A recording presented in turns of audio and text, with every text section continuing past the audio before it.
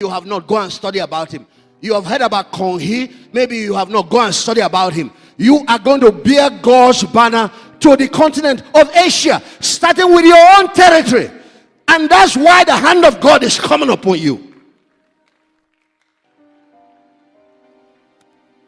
Now, if you don't have a discipleship machinery, the process dimension of this whole thing, you have input, but you don't have process. People are not being processed into ministry and leadership. You are undermining Christ's mission. Such pastors like to be the one man.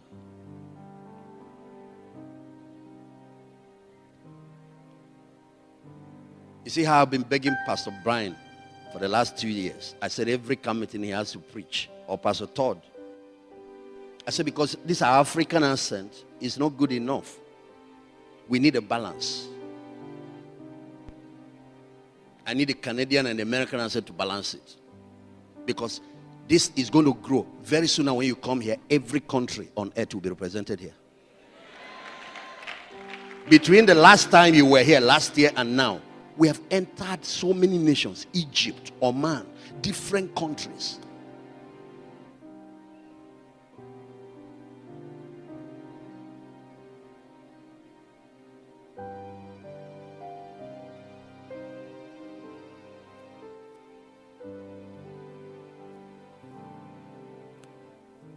Of course, that meeting will not be taking place here. This place is too small.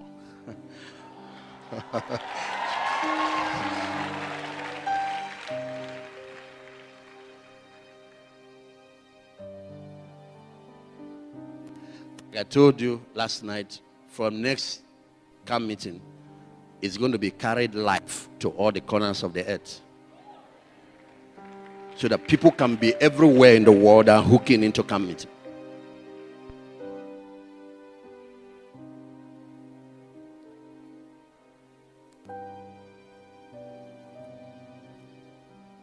The last purpose of the church is ministry. So discipleship does not end on itself. It must lead to deployment. Ministry is deployment. After you are trained, you have to go and start doing something. You don't get training and sit down. Something in the kingdom will start working against you. Because with knowledge comes responsibility. Bible said those that know will be judged by higher standards. That means God expects you to practice what you have learned, but you sit on it.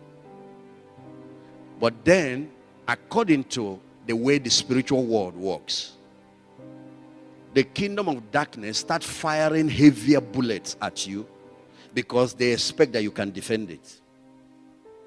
The Bible says, whenever a man hears the word of the kingdom, then cometh the devil. Revelation attracts Satan. Let me give you an example. Jesus was baptized by John. And the word came from heaven saying, this is my beloved son with whom I'm well pleased. Next, after that, the devil shows up. And war started. For 40 days, there were conflicts in the spiritual world, in his life. And he defeated Satan because he kept using the word. It is written. It is written. If you get revelation and sit on it, the first thing that happens is that Satan will come and steal it. Then he brings attack and you don't have anything to withstand him because you've forgotten what you are taught. To be combatant ready, you have to be in practice. You have to be the soldier that goes for training every day. You have to have a prayer life. You have to be winning souls. You have to be involved in ministry. When you are not involved, your spiritual energy lacks. Your muscles start growing weak. The things of God. Because at that level, you should have people that you are reaching and people you are ministering to. After receiving this camp meeting, you should leave here and take a minimum of 12 people. I'm talking to everybody generally. 12 people. And groom them for God this year. Even if it's just what you have collected in camp meeting that you're going to transfer, plus all the tapes and books that are available. Just this book called the Law of Reflection, you can preach it till the end of this year.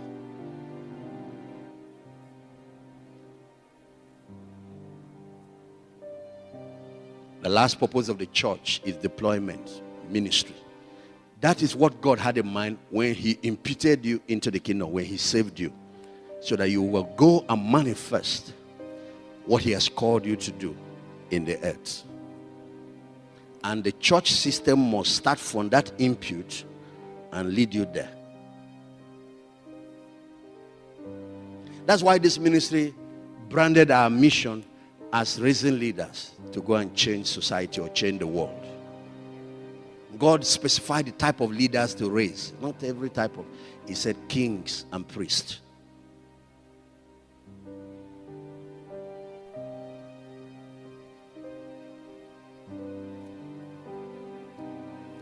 Change agents. Change agents.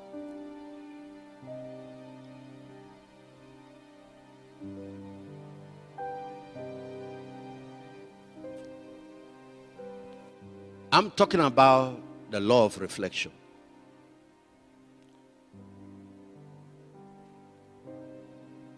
In Matthew chapter 6, the Lord's Prayer, Jesus reveals what we call God's value system. God's value system. And he reveals 7 principles of answered prayer minimum. There could be more. And he reveals 7 scale of preferences in God's value system. I'm not dealing with all of that. But the number one thing he reveals there is that the number one thing on the mind of God is his glory. The number one thing on God's mind is his glory. His holy name. And this is how Jesus said it. After this manner pray you, our Father which art in heaven, hallowed be your name. Everyone lift your hands. Say, Heavenly Father, let your name be hallowed. That is the number one topic you should be praying about that we don't pray about. This is one prayer God answers more than any other thing, and that's one prayer the church don't pray. Lift your hand one more time. Say, Heavenly Father, glorify your name.